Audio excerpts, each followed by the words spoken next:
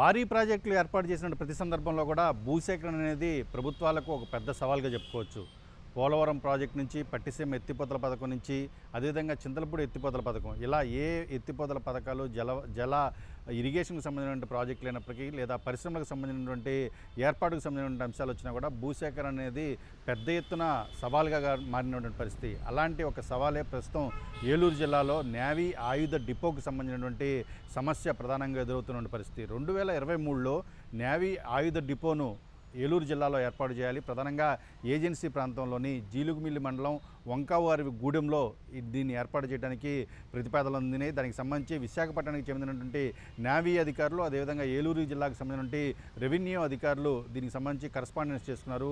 కాగితాలపైన దీనికి సంబంధించినటువంటి ప్రతిపాదనలు, అదేవిధంగా అధికారులకు సంబంధించినటువంటి అధికారుల మధ్య చర్చలు కూడా జరిగిన సందర్భం. అయితే వంకావారి గూడెంలో 2000 ఎకరాల్లో 2000 కోట్ల రూపాయల పెట్టుబడితోటి 1666 ఎకరాలు సేకరించి అక్కడ నేవీ ఆయుధ డిపోకి సంబంధించినటువంటి నిర్మాణాలు చేపట్టాలని చెప్పేసి అధికారులు ప్రాథమికంగా కూడా అక్కడ ప్రతిపాదించినటువంటి పరిస్థితి. అయితే అక్కడ పెద్ద ఎత్తున ఉద్యమాలు జరిగినాయి. గత ఏడాది కాలంలో పెద్ద ఎత్తున గిరిజన సంఘాల నుంచి ప్రతిఘటన అయితే అక్కడ ఎదురైంది. నిరసనలు వ్యక్తమయ్యాయి. ఏదైతే గిరిజన చట్టాలు ఉల్లంఘనకు గురవుతాయి, అదేవిధంగా గిరిజనులు అక్కడి నుంచి వేరే ప్రాంతాలకు మైగ్రేట్ అవ్వటం, అదేవిధంగా వారికి సంబంధించిన వ్యవసాయ పనులు చేసుకునేటువంటి అవకాశాలు లేకపోవడంతో వారు నిరాశ్రయులుగా మారుతారు. వారి ఉపాధి అవకాశాలు కూడా దెబ్బతింటాయని చెప్పేసి కొన్ని గిరిజన సంఘాలు, వామపక్ష పార్టీలకు సంబంధించినటువంటి నేతలు పెద్ద ఎత్తున కూడా ఆందోళన వ్యక్తం చేయడంతో అక్కడ ప్రతిపాదన విరమించుకున్నారు. ఆ ప్రతిపాదనలు మళ్ళీ కొయ్యలగూడెం మండలంలోని కొన్ని 3 గ్రామాలకు, బోడిగూడెం, అదేవిధంగా పరిసర ప్రాంతాల్లోని గ్రామాల మధ్య దాన్ని ఏర్పాటు చేసేందుకు ప్రతిపాదించారు. అయితే అక్కడ కూడా కొంతమంది స్థానికంగా ఉన్నటువంటి పబ్లిక్, రైతులు వ్యతిరేకత వ్యక్తం చేయడంతో అక్కడ కూడా ప్రతిపాదనలు విరమించుకొని ఒక దశలో ఏలూరు పార్లమెంటు ఏలూరు ఎంపీ పుట్టా మహేష్ కుమార్ నేవీ ఆయుధ డిపో కర్మాగారం అనేది ఇక ముగిసిపోయిన అధ్యాయంగా కూడా ఆయన చెప్పుకుంటూ రావడం జరిగింది. అయితే ఎంతో ప్రతిష్టాత్మకమైంది. 2000 కోట్ల రూపాయల పెట్టుబడి, 2000 మంది నేవీ ఉద్యోగులు ఇక్కడ ఉండేటువంటి అవకాశం, అదేవిధంగా కేంద్ర విద్యా సంస్థలకు సంబంధించినటువంటి ఏర్పాటు, అదేవిధంగా వారికి సంబంధించినటువంటి ఆసుపత్రుల అభివృద్ధి, దాదాపుగా 10,000 మందికి ప్రత్యక్షంగా పరోక్షంగా కూడా ఉపాధి లభించే అవకాశాలు ఉండడంతో దీనికి సంబంధించినటువంటి అంశం మరొకసారి తాజాగా కూడా చర్చనీయాంశంగా మారిన పరిస్థితి. ఆ ప్రాంతంలో ఎక్కడైతే వ్యతిరేకత ఏర్పడిందో, ఎక్కడైతే కొయ్యలగూడెం మండలంలో, బోడిగూడెం ప్రాంతంలో, ఆ పరిసర ప్రాంత గ్రామాల్లో ప్రజలు ఎవరైతే వ్యతిరేకించారో ఇప్పుడు తాజాగా అదే ప్రాంతాలకు సంబంధించిన వ్యాపారస్తులు, ఛాంబర్ ఆఫ్ కామర్స్కి సంబంధించి కావచ్చు, అదేవిధంగా స్థానికంగా ఉన్నటువంటి భారతీయ జనతా పార్టీకి సంబంధించిన నేతలు కావచ్చు, వీరందరూ కూడా పెద్ద ఎత్తున రోడ్ల మీదకి వచ్చారు. భారీ ర్యాలీ కూడా తీశారు. మాకు ఖచ్చితంగా మా ప్రాంతంలో నేవీ ఆయుధ డిపోని ఏర్పాటు చేయండి, దీనివల్ల ఈ ప్రాంత అభివృద్ధి జరుగుతుందని అని వారందరూ కూడా డిమాండ్ చేయడం జరిగింది. ఈ నేపథ్యంలోనే ఇప్పుడు అధికార యంత్రాంగం ఏ విధంగా ముందుకు వెళ్తుందనేది పెద్ద చర్చనీయాంశంగా మారినటువంటి పరిస్థితి కనిపిస్తుంది. సాధారణంగా నేవీ ఆయుధ డిపోలు ఏర్పాటు చేయడం అంటే అది ఒక గతంలో అంటే చాలా విపరీతమైన ఆంక్షలు ఉంటాయి.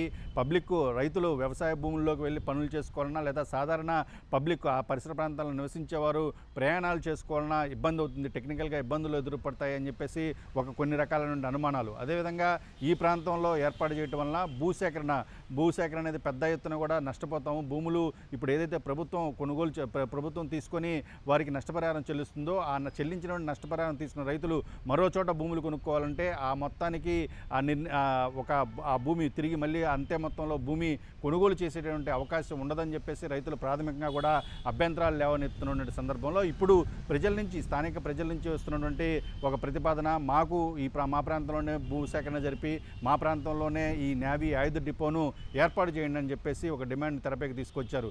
ఈ క్రమంలోనే మరోసారి నేవీ ఆయుధ డిపోకు సంబంధించి కూడా పెద్ద ఎత్తున ఆశలు చిగురించాయని చెప్పుకోవచ్చు. అధికార యంత్రాంగం చెప్తుంది. నేవీ అధికారులు కూడా అధికారులతోటి, రెవెన్యూ అధికారులతోటి కరస్పాండెన్స్ చేసిన సందర్భంలో 2013 భూసేకరణ చట్టం ప్రకారం సేకరించినటువంటి ప్రతి భూమికి, నష్టపోయినటువంటి ప్రతి రైతుకు కూడా నష్టపరిహారం చెల్లించడం జరుగుతుంది. ఒకవేళ ఏజెన్సీ ప్రాంతం అయి ఉండి రిజర్వ్డ్ ఫారెస్ట్ చట్టాలు కనుక ఏమన్నా అడ్డంకులుగా మారితాయి, దానికి సంబంధించి నిబంధనలు ప్రకారం మాత్రం దానికి సంబంధించిన పరిహారాలు చెల్లించడం, అదేవిధంగా వాటన్నింటినీ కూడా పరిగణలోకి తీసుకొని ముందుకు వెళ్ళాలని కూడా నేవీ అధికారులు చెప్పడం జరిగింది. అదేవిధంగా అటవీ చట్టాలకు సంబంధించి కూడా పెద్ద ఎత్తున గౌరవించాలి. అదేవిధంగా స్థానిక పంచాయతీలకు సంబంధించి ఖచ్చితంగా తీర్మానాలు చేసి వారందరి యొక్క అనుకూలతల మేరకు మాత్రమే దీనికి సంబంధించి ముందుకు వెళ్ళాలని నేవీ అధికారులు కూడా ప్రతిపాదించిన సందర్భంలో ఇప్పుడు ఒకవైపున పోలవరం ప్రాజెక్టు 2027 జూలై మాసానికి పూర్తిగా వస్తుంది. ఇది పూర్తి కావడం వల్ల పర్యాటకంగా కూడా అభివృద్ధి చెందేటువంటి అవకాశం ఉంది. అదేవిధంగా నేవీ ఆయుధ డిపో కనుక దానికి సమీపంలోనే కొయ్యలగూడెం ప్రాంతంలో కనుక ఏర్పాటైతే అటువైపున గ్రీన్ ఫీల్డ్ హైవే ఉంది. నేవీ అధికారులు అటు వైజాగ్ నుంచి ఈ ప్రాంతానికి రావడం కానీ ఇక్కడి నుంచి మళ్ళీ వైజాగ్ వరకు వెళ్ళడానికి కానీ చాలా రవాణా మార్గం కూడా సుగమం అవుతుంది. అంటే ఈ కేవలం వారి యొక్క రవాణా సౌకర్యాలు మాత్రమే కాదు, పరిసర ప్రాంతాల్లో కొండలు ఉండటం వలన నేవీకి సంబంధించినటువంటి రహస్యాలు మొత్తం కూడా అక్కడ భద్రంగా ఉండేటువంటి అవకాశం ఉంది. అదేవిధంగా ఈ ఏజెన్సీ ప్రాంతం ఏదైతే ఉందో దీర్ఘకాలికంగా కూడా అభివృద్ధి చెందకుండా అక్కడ ప్రజల జీవన ప్రమాణాలు కూడా మెరుగుపడకుండా కేవలం సాధారణ జీవితాన్ని గడుపుతున్నటువంటి సందర్భం, అదేవిధంగా వ్యవసాయ ఆధారిత పనులు మాత్రమే చేసుకుంటూ అక్కడ ప్రజలు జీవిస్తున్న సందర్భంలో ఇలాంటి ఒక నేవీ ఆయుధ డిపో అనేది రావడం వలన ఏజెన్సీ ప్రాంతం కూడా పెద్ద ఎత్తున అభివృద్ధి జరుగుతుందని చెప్పుకోవచ్చు. కేవలం ఏలూరు జిల్లాకు సంబంధించి మాత్రమే కాదు, అదేవిధంగా తెలంగాణ ప్రాంతానికి సంబంధించి అటువైపున అశ్వారావుపేట, సత్తుపల్లి, అదేవిధంగా ఈ ప్రాంతాలు మొత్తం కూడా డెవలప్ అవుతాయి. దీనివల్ల పెద్ద ఎత్తున కూడా ఈ ప్రాంతం మొత్తం కూడా పారిశ్రామికంగా కూడా అభివృద్ధి చెందేటువంటి అవకాశం భవిష్యత్తులో ఉంటుందని చెప్తున్నారు. ఈ క్రమంలోనే ఇప్పుడు తాజాగా స్థానికుల నుంచి డిమాండ్ వస్తున్న నేపథ్యంలో మరోసారి నేవీ అధికారులతోటి చర్చలు జరిపి అదేవిధంగా రెవెన్యూ అధికార యంత్రాంగం కూడా స్థానికంగా ఉన్న ప్రజలు ప్రధానంగా ఎవరైతే వ్యతిరేకిస్తున్నారో వ్యతిరేకిస్తున్నట్టు ప్రజలు, అదేవిధంగా రైతుల నుంచి అభిప్రాయ సేకరణ తీసుకోవడం, వారికి సంబంధించి కూడా ఉన్నటువంటి అనుమానాలను పోగొట్టడం ద్వారా నేవీ ఆయుధ డిపో ఏర్పాటుకి మార్గం సుగమం అయితే అవుతుందని చెప్పుకోవచ్చు. ఒకవైపున అనుకూలంగా, మరోవైపున వ్యతిరేకంగా వస్తున్నటువంటి వాదనలు, ఈ రెండు వాదనలను కూడా అధికారులు పరిగణలోకి తీసుకోవాల్సిన అవసరం అయితే కనిపిస్తోంది.